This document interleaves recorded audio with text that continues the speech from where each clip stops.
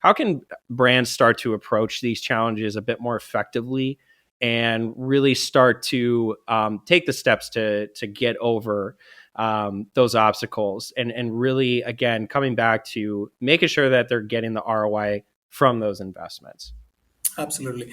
One of the points that I did not hit in the roadblocks, is also standardization of their infrastructure, right? Knowing their lay of the land, knowing the systems that they have in the works right now. Those are some of the things that I also want to touch upon. When we say how can brands get started, right? How can they make this a success? Essentially, my first and the primary input all the time is know your landscape, right? Know your ecosystem. So you need to have an enterprise level tech view of everything that's available in your fleet, right? So what are the different pieces of systems? What are the point of sale systems? What are the kitchen management systems? What type of online ordering systems do you support? What is your loyalty platform? Do you have one or more, right? So as long as you know all of these, your ingress and egress from the store to the cloud, to your third party integrations, as long as you know that, it's going to be very easy for you to go come in and fit another piece of technology. That's going to make it a lot more simpler. You also need to standardize your security and infrastructure. What we have seen is, again, this being a very distributed model, it all being very franchise oriented. We've seen that there's a lot of leeway given to individual franchisees to control their own IT infrastructure and security infrastructure, right?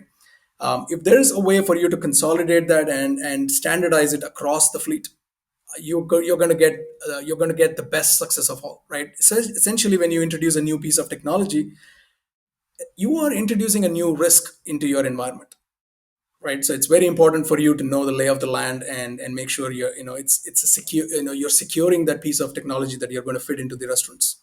Mm-hmm. The third piece is know your business KPIs. Come with a vision, right? So as long as you have a business vision, your tech can come in to support that business vision, right? Rather than the other way around. You don't want to put a tech in there and then say, okay, now let me define my business goals, right? Right. That's sort of putting the cart before the horse.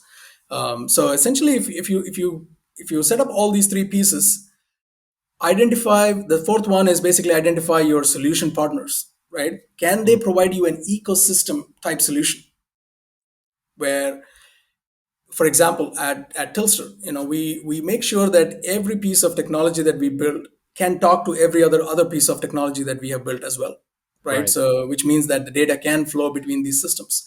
So that's my education to the customer as well. Ask those questions. Be very candid about them, right? We should not go based on your vendors telling you that don't worry, let's put this in and then we'll figure out the data part later, right? Your data and your business KPIs have to come first, and Mm-hmm. then you define your technology after that. You also need to identify areas of operational impact when you put in a new piece of technology, right? So for example, I talked about the order ready servers and the OMS system that we have that we put in place.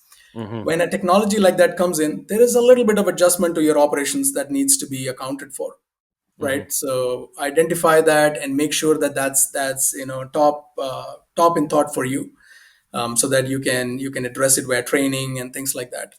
Mm-hmm. Even simple things like, if I add a new ordering channel, right? If I'm now going to start getting orders from web, mobile, or my marketplace, it has direct impact to your operations, right? Mm-hmm. Now you're going to get a lot more ordering sources. You have to have different lines for them.